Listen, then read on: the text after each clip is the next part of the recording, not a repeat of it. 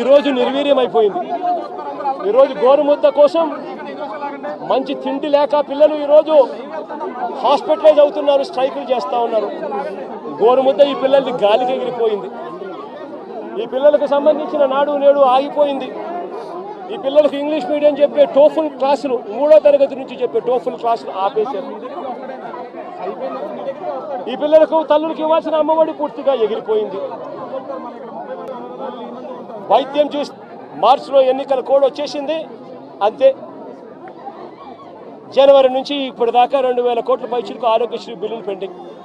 ఆరోగ్య ఆసరా ఊసే లేదు. 104, 108కి సంబంధించిన జీతాలు చంద్రబాబు ముఖ్యమంత్రి అయిన తర్వాత వాళ్ళకు జీతాలు రాలా.